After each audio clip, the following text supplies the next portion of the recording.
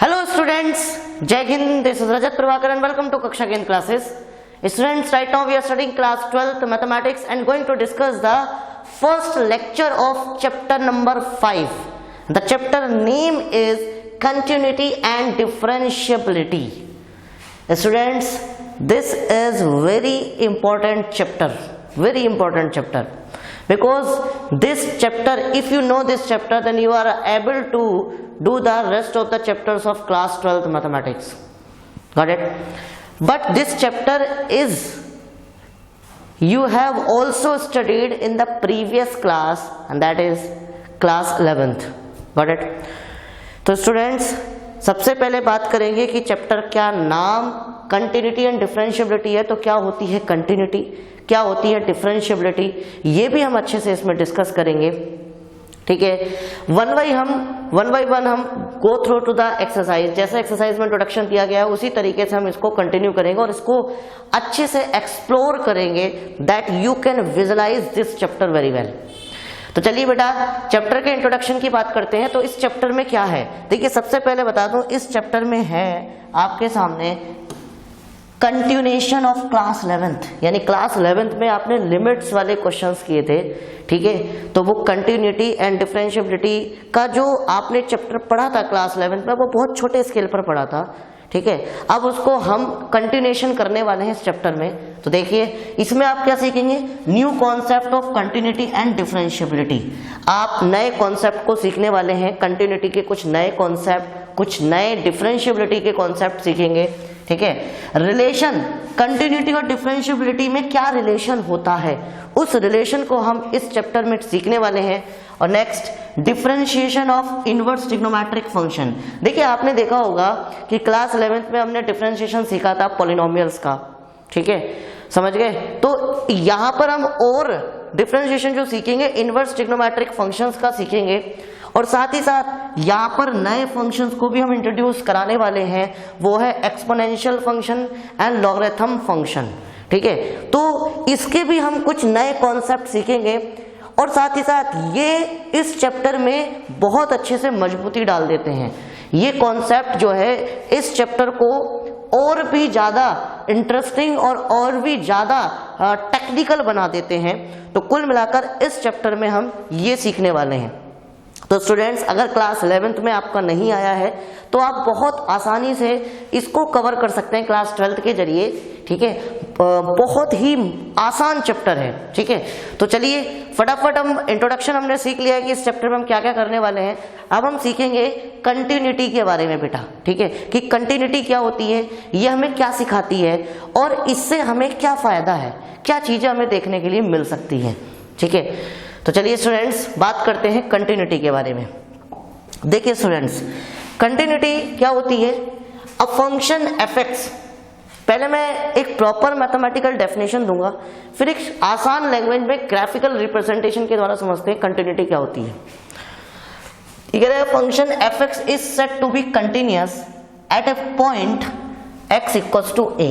ये कह रहा है कि कोई भी फंक्शन वो कंटिन्यूअस कहलाया जा सकता है किसी पॉइंट जैसे कि a पर.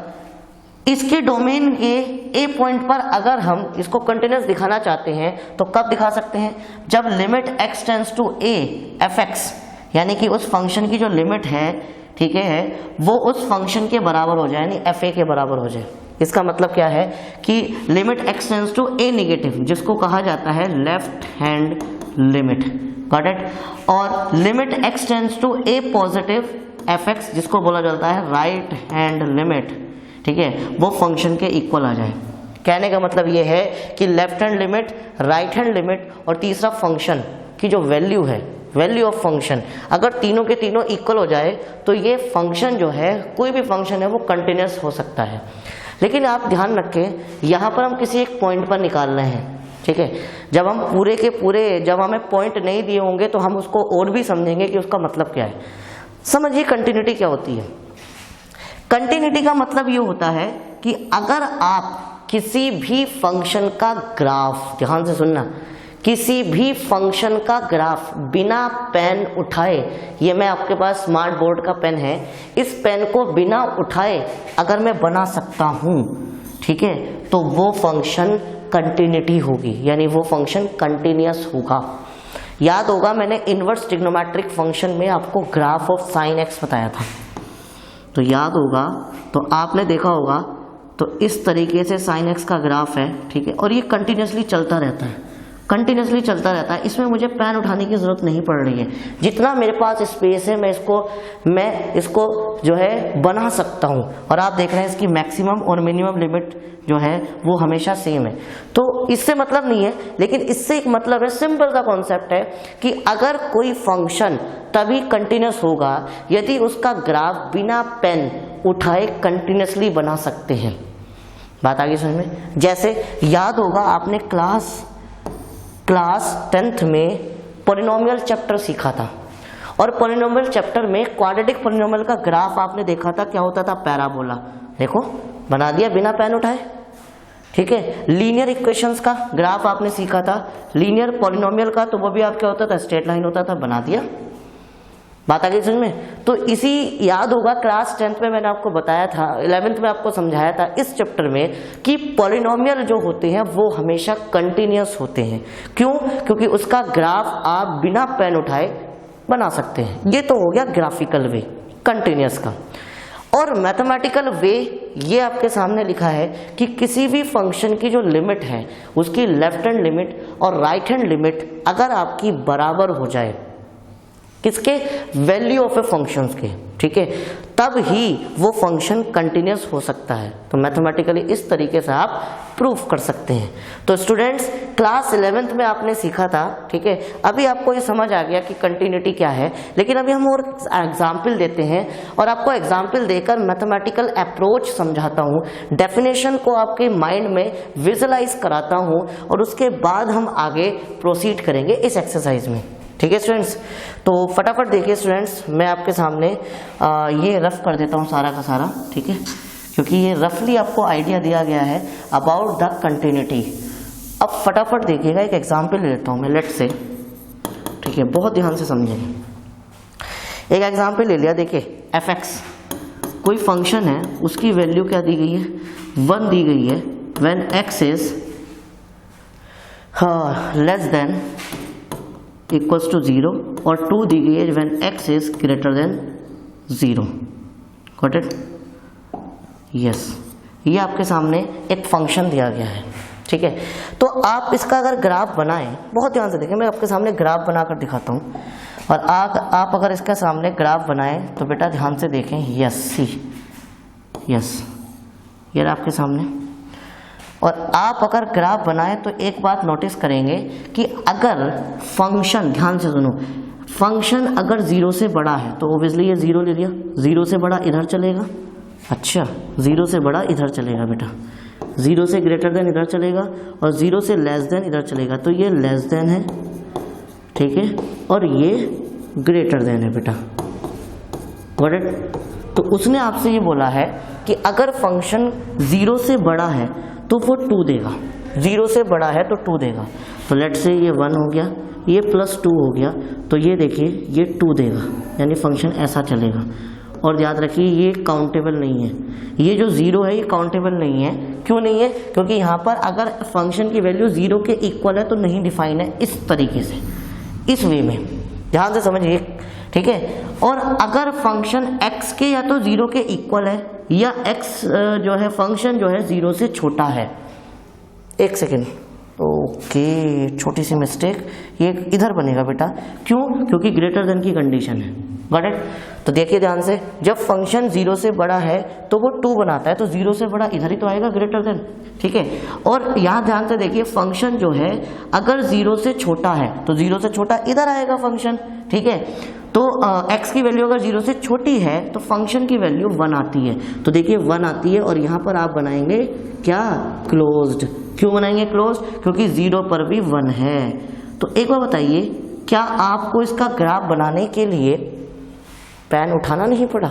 बिल्कुल उठाना पड़ेगा। पूछो कैसे?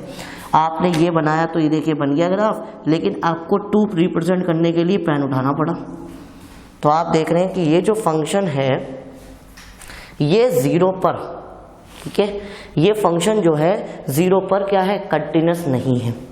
ठीक है, समझ में आई बात? ये 0 पर कंटिन्यूस नहीं है, समझ आई बात? ठीक है, चलिए स्टूडेंट्स, तो आपको समझ आया कि मुझे इसका ग्राफ रिप्रेजेंट करने के लिए पेन को उठाना पड़ा, तो इसमें कंटिन्यूटी नहीं है कंटिन्यूटी। ठीक है, चलिए मैं एक और एग्जाम्पल लेता हूँ बेटा, जो कि हमारी एनसीईआरटी ने रिकमेंड किया हुआ है। ठीक है, एग्जाम्पल ये दिया गया है। ठीक है, यस, नेक्स्ट एग्जाम्पल हम लेते हैं और समझने का प्रयास करते हैं बेटा। सी, आगे देखिए, fx कितना दिया गया है, फंक्शन fx। ठीक है, नेक्स्ट एग्जाम्पल लेते हैं, x की वैल्यू 1 है if x not equals to 0। ठीक है, इफ x इक्वल्स टू 0 तो फंक्शन की वैल्यू 2 है।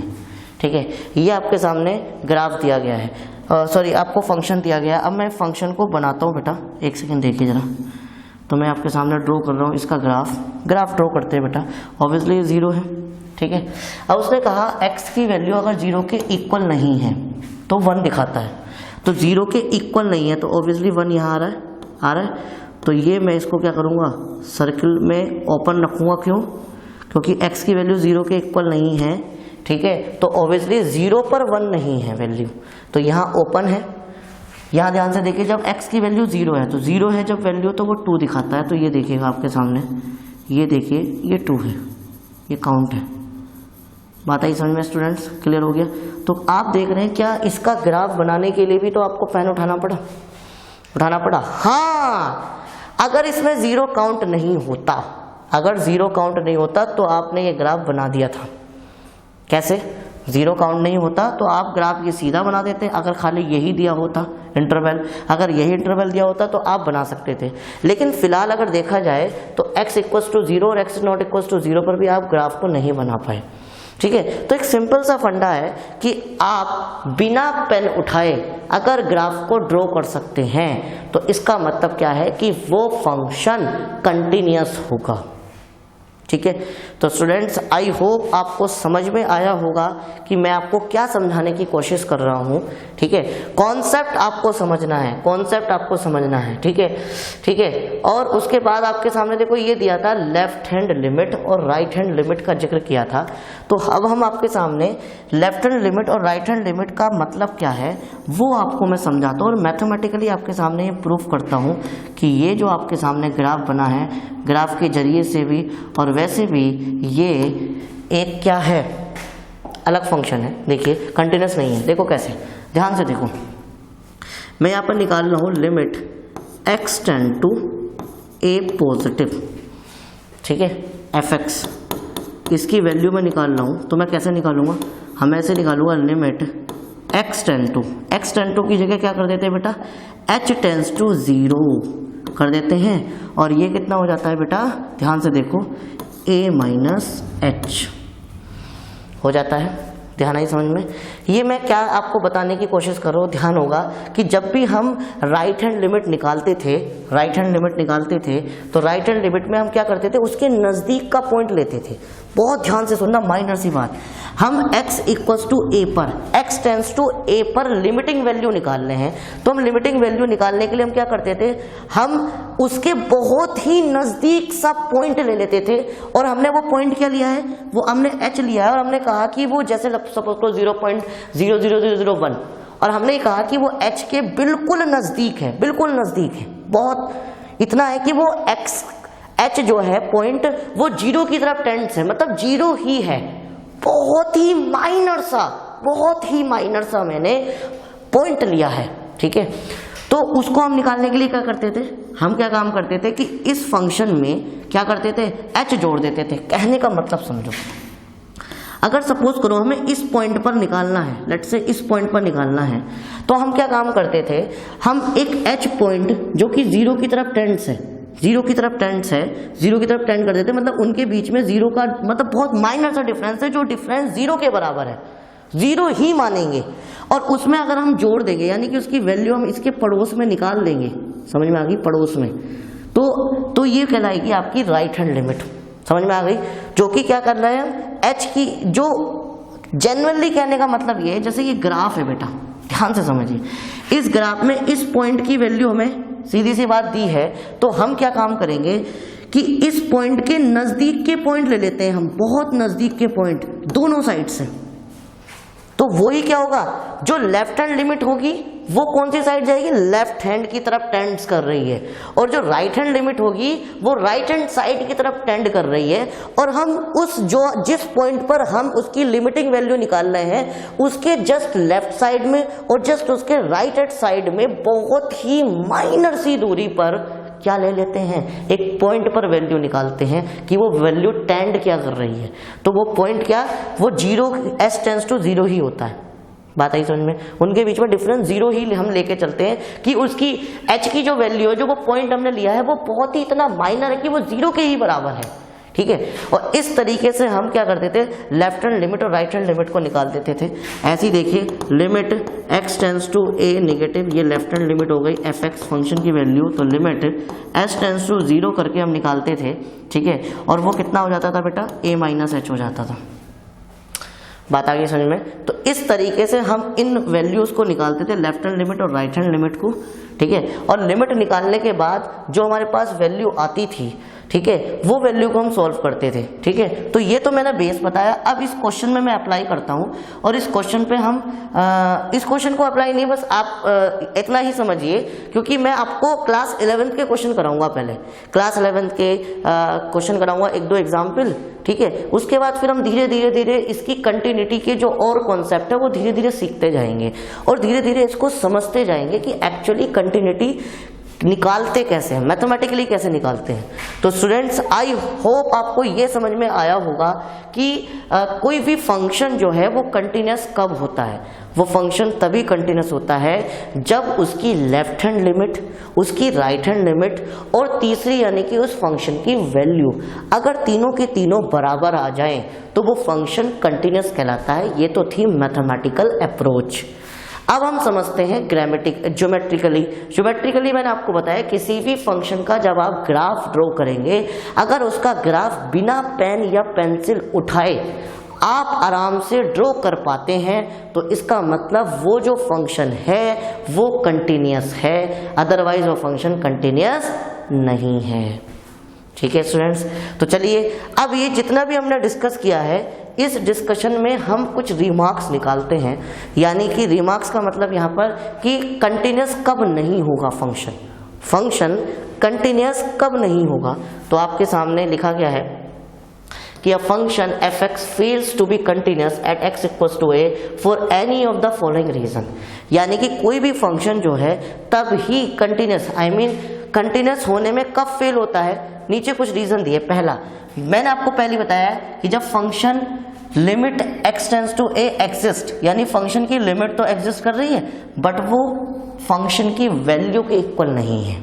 तो देखिए, हमने देखा कि limit x tends to a minus, यानी कि ये तो हो गई आपके सामने लेफ्ट हैंड लिमिट, और ये हो गई limit x tends to a positive. Positive का मतलब हो गया राइट हैंड लिमिट।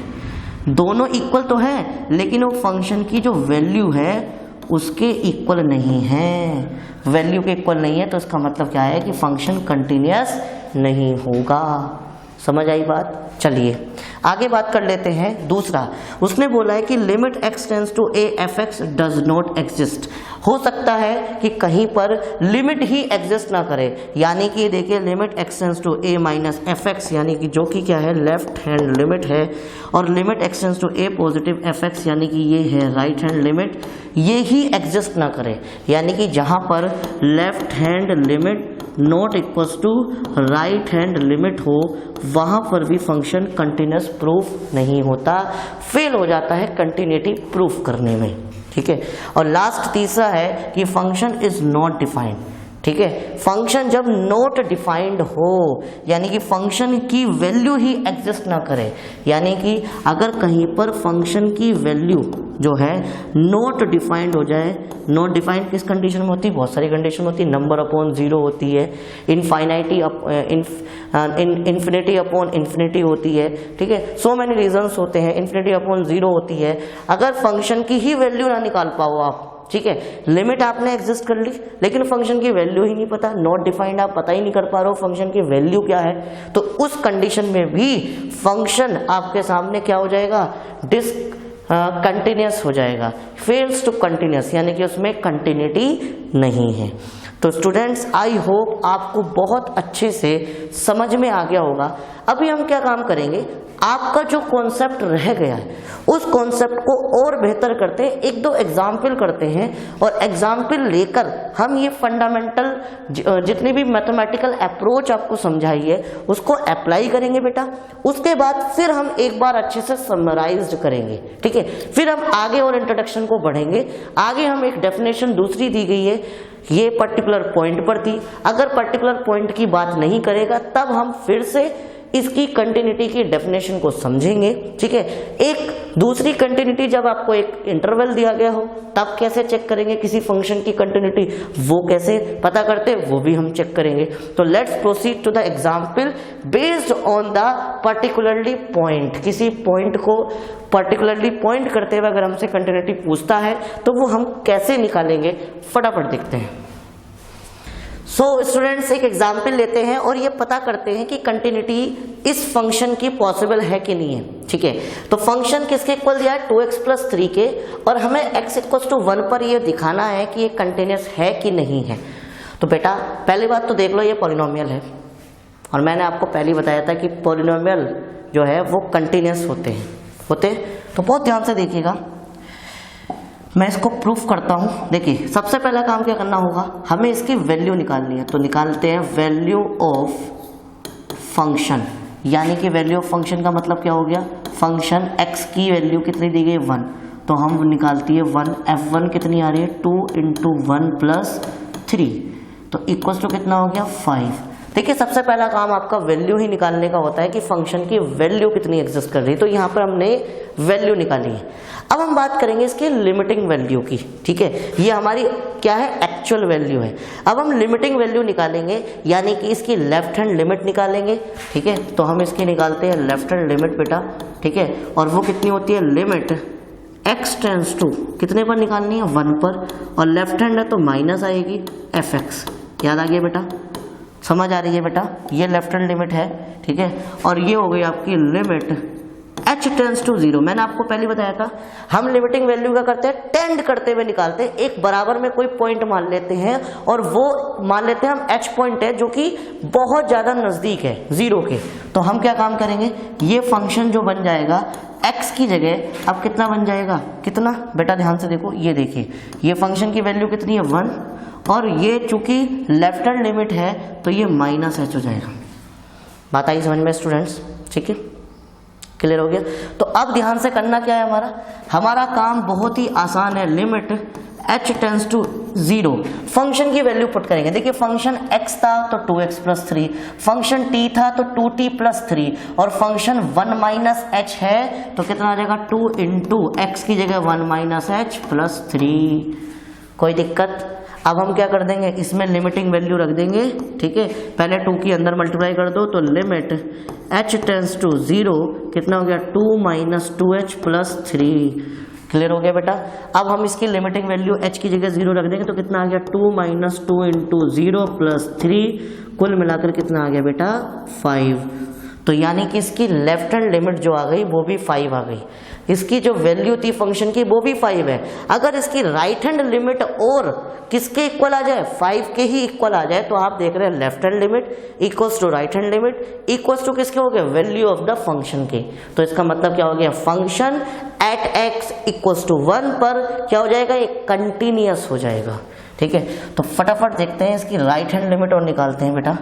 तो देखते हैं राइट हैंड लिमिट। तो देखिए बेटा राइट हैंड लिमिट क्या हो जाएगी, limit x tends to 1 positive लिखेंगे फंक्शन fx पर।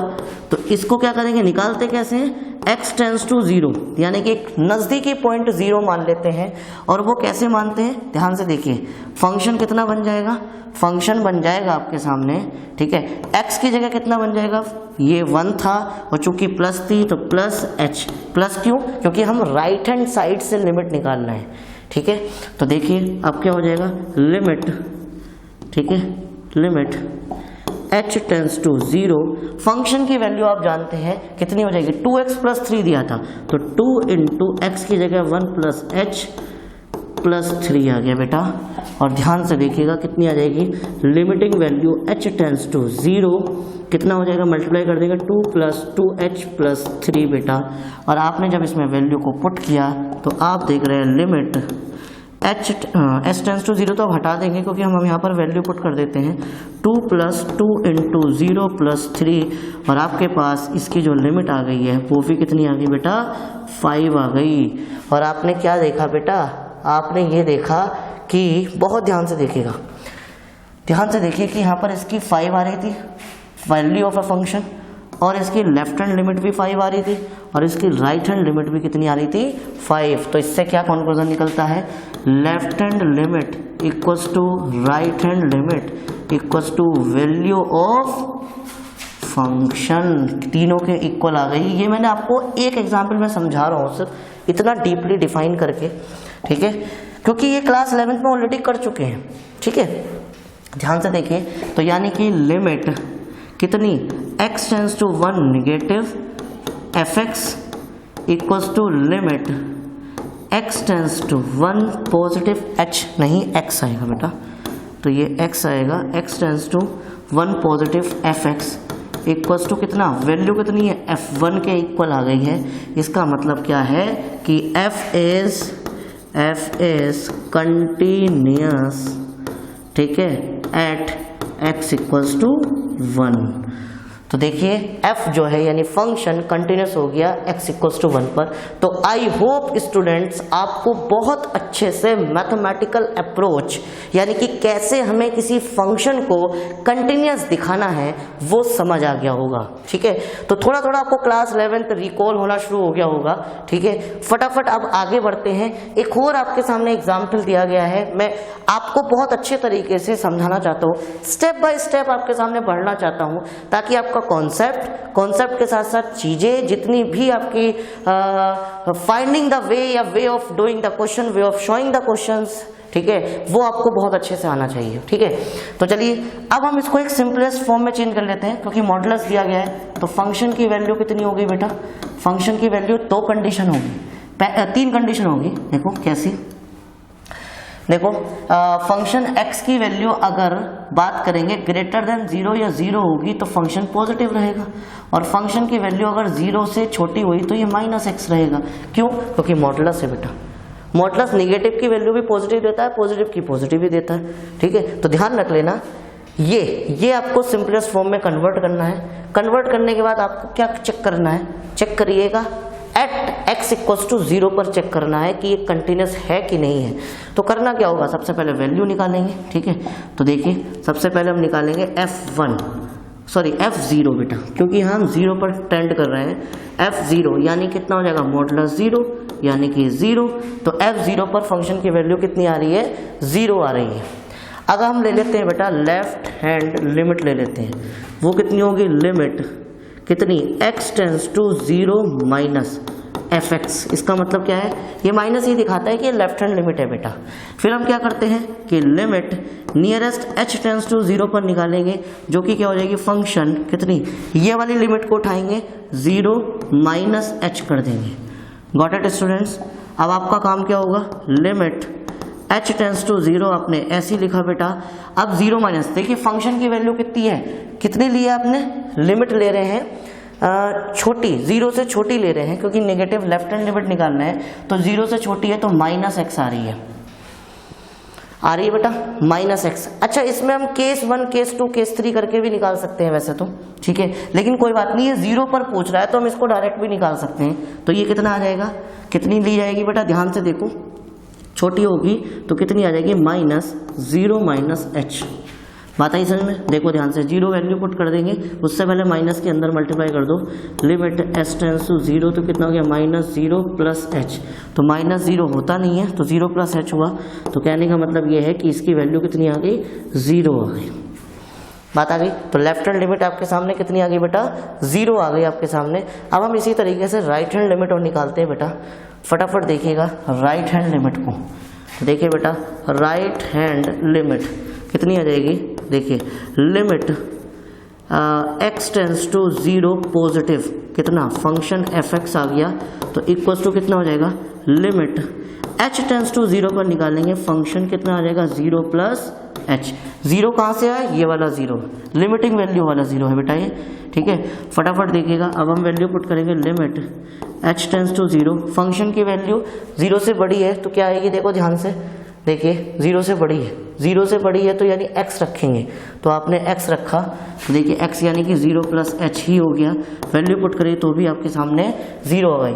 और बहुत ध्यान से अगर आप देख पा रहे हैं तो देखिए बेटा, ठीक है, यस सी आपने देखा कि यहाँ पर देखिए वैल्यू भी 0 है, लेफ्ट हैंड लिमिट भी 0 है और राइट हैंड लिमिट भी 0 है। तो इसका मतलब क्या हो गया, limit x tends to 0 negative function fx equals to limit x tends to 0 positive fx equals to value f0 के इक्वल आ गई। इसका मतलब क्या हो गया, क्या हो गया, तो यहाँ लिख देंगे फंक्शन यानी कि f is continuous at x equals to 0, यानी कि x इक्वल्स टू 0 पर ये फंक्शन कंटिन्यूअस होगा। तो स्टूडेंट्स, आई होप आपको बहुत अच्छे से समझ आ गया होगा कि हम कैसे किसी भी फंक्शन की किसी पर्टिकुलर पॉइंट पर कंटिन्यूटी को कैसे चेक करते हैं। तो चलिए बेटा फटाफट देख लेते हैं हम, ठीक है। एक बार समराइज करा देता हूँ आपको अच्छे से चीज़ें, ठीक है। तो मैंने आपको बताया था कि कंटिन्यूटी क्या होती है। कंटिन्यूटी मैंने आपको ये बताई थी कि किसी भी फंक्शन पर जो कंटिन्यूटी होती है, किसी भी फंक्शन की जो कंटिन्यूटी होती है, उसका मतलब ये होता है कि हमें उसकी उस पॉइंट पर वैल्यू, साथ ही साथ उसकी अगर पड़ोस का कोई पॉइंट ले लिया, उसके टेंट्स की वैल्यू यानी कि उसके नज़दीकी पॉइंट की वैल्यूज भी, ठीक है, जिसको लिमिटिंग वैल्यू कहा जाता है। अगर दोनों लिमिटिंग वैल्यू और साथ ही साथ आपकी लिमिटिंग वैल्यू भी लेफ्ट हैंड साइड से और राइट हैंड साइड से, दोनों की दोनों लिमिटिंग वैल्यू और वैल्यूज ऑफ द फंक्शन तीनों के तीनों अगर इक्वल आते हैं तो इसका मतलब क्या होता है कि वो फंक्शन उस पर्टिकुलर पॉइंट पर कंटिन्यूअस हो जाता है। दूसरी बात मैंने आपको रफली फिगर में बताया था कि कंटिन्यूटी का मतलब होता है लगातार। जैसे बिना पेन उठाए अगर किसी भी फंक्शन का ग्राफ आप ड्रॉ कर सकते हैं तो इसका मतलब वो जो फंक्शन होता है वो कंटिन्यूअस होता है। जैसे मैंने आपको यहाँ पर sin x का ग्राफ बनाकर दिखाया था। मैंने जितने भी पॉलिनोमियल्स थे, लीनियर पॉलिनोमियल को, साथ ही साथ मैंने आपको क्वाड्रेटिक पॉलिनोमियल, जितने भी पॉलिनोमियल होते हैं उनका मैंने आपको ग्राफ बनाकर दिखाया था, जो हमेशा कंटिन्यूअस होता है, ठीक है। तो स्टूडेंट्स, उसके बाद मैंने आपको ये समझाया था कि बेटा एक एग्जाम्पल लिया था और उस एग्जाम्पल का मैंने सबसे पहले ग्राफ आपको समझाया था। ग्राफ समझाने के बाद कि उस ग्राफ को हमने देखा कि जब उसको हम ड्रॉ कर रहे थे तो ड्रॉ करने पर वो क्या हो रहा था, ड्रॉ करने पर हमें पेन उठाना पड़ रहा था, तो इसका मतलब ये फंक्शन कंटिन्यूअस नहीं होगा। फिर हमने दूसरा एग्जाम्पल लिया था और उसके एग्जाम्पल का भी मैंने रफली ग्राफ बनाया था और उसमें ग्राफ में मैंने आपको दिखाया कि आपका पर्टिकुलर ग्राफ को बनाने के लिए हमें हल्का सा पेन उठाना पड़ता है, बिना पेन उठाए हम ग्राफ नहीं बना सकते, तो फंक्शन कंटिन्यूअस नहीं था। ये तो मैंने ग्राफिकल रिप्रेजेंटेशन के थ्रू समझाया था। उसके बाद मैंने आपको ये समझाया था कि बेटा हम जो लिमिटिंग वैल्यू है वो कैसे निकालते हैं, वो मैंने आपको रफली आइडिया दिया था, क्योंकि क्लास 11th में काफ़ी अच्छे से हमने पढ़ा था। क्लास 12 के स्टूडेंट्स को बहुत अच्छे से पता होगा कि कैसे हम लिमिटिंग वैल्यू को लेते हैं, कैसे हम लेफ्ट हैंड की तरफ टेंड करते हुए लेते हैं, राइट हैंड की तरफ को टेंड करते हुए लेते हैं। ये बात मैंने आपको समझाई थी। उसके बाद बेटा मैंने आपको एग्जाम्पल लेने से पहले आपको रिमार्क बताए थे कि कहाँ पर फंक्शन कंटिन्यूअस नहीं होगा, क्योंकि हमें पता होना चाहिए, क्योंकि हम कंटिन्यूअस निकालने बैठे हैं और हमें ये नहीं पता कि कहाँ पर कंटिन्यूअस होगा। तो मैंने आपको 3 पॉइंट बताए थे जिस पर वो कंटिन्यूअस होगा, कि अगर फंक्शन की लिमिट एग्जिस्ट कर रही है लेकिन वो फंक्शन की वैल्यू के इक्वल नहीं है, तो इसका मतलब क्या है कि limit x tends to a negative fx equals to limit x tends to a positive fx not equals to the value of a function, तो तब भी वो फंक्शन कंटिन्यूअस नहीं होगा। ये देखिए मैंने बनाया हुआ था। उसके बाद मैंने बताया था कि अगर किसी भी फंक्शन की लिमिटिंग वैल्यू ही एग्जिस्ट ना कर रही हो, लिमिटिंग वैल्यू बोले तो उसकी लेफ्ट हैंड लिमिट और राइट हैंड लिमिट अगर उसकी बराबर नहीं आ रही हो, तो भी फंक्शन किसी भी कीमत पर कंटिन्यूअस नहीं हो सकता। और तीसरा मैंने बताया था कि अगर आप उस फंक्शन की वैल्यू ही नहीं निकाल पा रहे हैं, वैल्यू ही नॉट डिफाइंड हो जा रही है, लिमिटिंग वैल्यू एग्जिस्ट कर रही है वो मतलब नहीं है, लेकिन अगर उसकी वैल्यू ही नहीं निकाल पा रहे हैं तो इसका मतलब क्या है कि वो फंक्शन किसी भी कीमत पर कंटिन्यूअस नहीं हो सकता।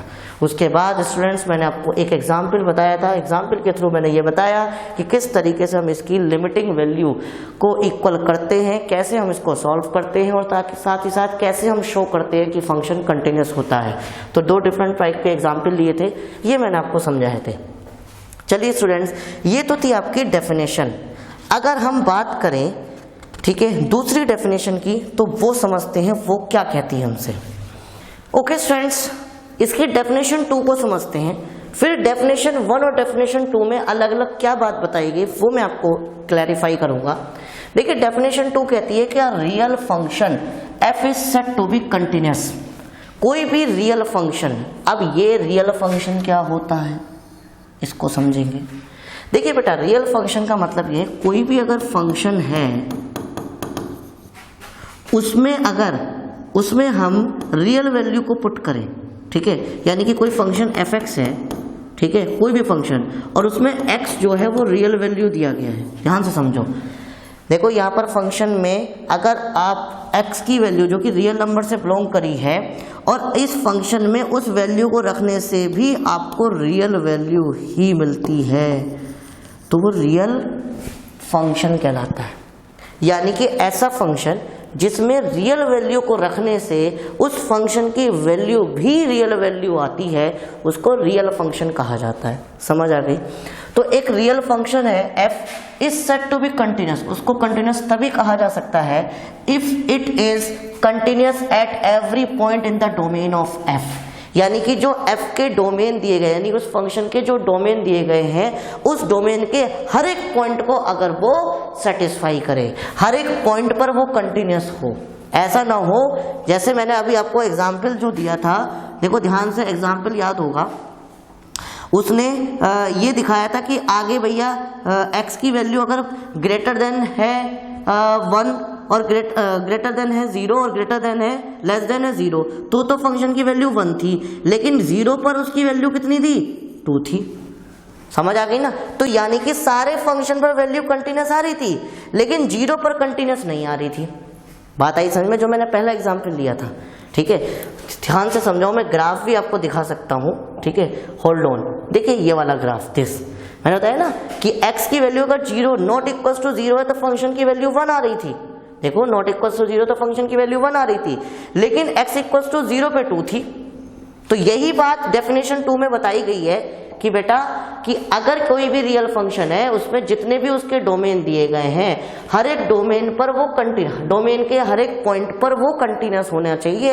ऐसा ना हो कि कुछ पॉइंट पर कंटिन्यूस हो और किसी पॉइंट पर कंटिन्यूस ना हो, तो फिर वो फंक्शन कंटिन्यूस नहीं हो सकता, क्योंकि वो उसके डोमेन के सारे पॉइंट्स पर कंटिन्यूस नहीं है। समझ आई? थोड़ा और इसको मैं क्लैरिफाई करता हूँ, थोड़ा सा और डेफिनेशन को डेप्थ में जाते हैं। तो डेप्थ में जाने पे ये सीखते हैं, ये बहुत इंपॉर्टेंट है बेटा, और मैं ये आपको बहुत अच्छे से समझाने वाला हूँ। ये कह रहा है कि सपोज f एक फंक्शन है defined on A close interval a, b। बहुत ध्यान से समझ लेना। अब उसने सपोज करो जो डोमेन दिया है वो क्लोज इंटरवल दे दिया। क्लोज इंटरवल का मतलब क्या होता है? क्लोज इंटरवल में का मतलब होता है अगर मैंने लिख दिया कि -1, 2, तो इसका मतलब -1, ध्यान से सुनो, -1, 0, 1, 2, यानी कि इन सभी पॉइंट पर इनको भी काउंट करके सभी पॉइंट पर चेक करना है आपको। याद आ गया समझ में? क्लोज इंटरवल आपको समझाया था, और क्लोज इंटरवल इस तरीके के ब्रैकेट के अंदर लिखे जाते हैं, ठीक है। तो ये कह रहा है कि अगर कोई फंक्शन जो है क्लोज इंटरवल में डिफाइन है देन फंक्शन इज कंटिन्यूस। तो क्या कंडीशन होगी कि फंक्शन कंटिन्यूस होगा? It need to be continuous at every point in a, b, यानी कि उस क्लोज इंटरवल के हर एक पॉइंट पर वो कंटिन्यूस होना चाहिए, including the end point a, b। a और b भी कंटिन्यूस होने चाहिए। तो बेटा हम a और b तो काउंट करेंगे क्योंकि क्लोज इंटरवल है। क्लोज इंटरवल में किनारे के तो काउंट होते हैं, साथ ही उनके बीच के भी सारे काउंट होते हैं। तो वो यही कहना चाह रहा है, ठीक है। थोड़ा आप समझाता हूं मैं आपको कि मैं इस बात पे इतना जोर क्यों दे रहा हूं और मैं इसे निकालूंगा कैसे। ध्यान से समझिए, उसने ये बोला था कि अगर क्लोज्ड इंटरवल में अगर कोई फंक्शन डिफाइन है तो क्लोज्ड इंटरवल के जो एंड पॉइंट है उन पर और इंक्लूडिंग उनके बीच के जितने भी पॉइंट है सब पर वो कंटिन्यूस होना चाहिए। तो बेटा निकालोगे कैसे? निकालेंगे ऐसे, जैसे कोई फंक्शन दिया, मान लो ये फंक्शन दिया है, कोई दिया, तो देखिए ये इसका किनारा हो गया, एंड पॉइंट हो गया, और ये एक इसका एंड पॉइंट हो गया। मैं इसको और बढ़ा देता हूँ। और देखिए ये सपोज करो बी पॉइंट है और ये सपोज करो ए पॉइंट है।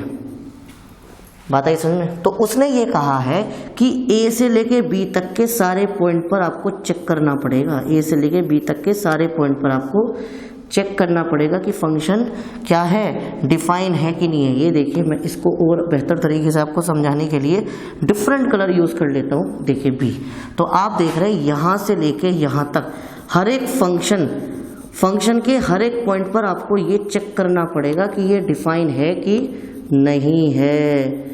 बात आ गई समझ में स्टूडेंट्स? समझ आ रही है? आई थिंक आपको बहुत अच्छे से विजुलाइज हो गया होगा। अब इसको निकालेंगे कैसे? हम निकालेंगे कैसे, ध्यान से सुनो। हम ए पॉइंट की लेफ्ट हैंड लिमिट तो निकाल ही नहीं सकते। पूछो क्यों? चुप। अबे लेफ्ट हैंड लिमिट का तो डिफाइन ही नहीं है ग्राफ, फंक्शन डिफाइन ही नहीं है, तो इसकी ए पॉइंट की लेफ्ट हैंड लिमिट इनवैलिड हो जाएगी, काम की नहीं है हमारे। अबे बताएंगे कहाँ से? ये इसकी राइट हैंड लिमिट निकालेंगे, सिर्फ इसकी क्या होनी चाहिए, सिर्फ राइट हैंड लिमिट पर निकालेंगे, क्योंकि लेफ्ट हैंड लिमिट इनवैलिड हो गई, काम की नहीं है। फंक्शन तो ए से बी के बीच में डिफाइन करना है कि वो कंटिन्यूस है कि नहीं, ए से बाहर का थोड़ा डिफाइन करना है। बताओ, ये तो बाहर चला जाएगा ना लेफ्ट हैंड लिमिट। और ऐसी बी पॉइंट आपके सामने लिख रहा है, बी की जो राइट हैंड लिमिट है वो हमारे लिए इनवैलिड हो जाएगी, क्योंकि फंक्शन की वैल्यू ए और बी के बीच में डिफाइन करने के लिए बोल रहा है कंटिन्यूस है कि नहीं, और ये तो बी से बाहर हो गई left hand limit, sorry right hand limit b point पर। तो हम बी पॉइंट की जो वैलिड रहेगी हमारी, वो लेफ्ट हैंड लिमिट रहेगी।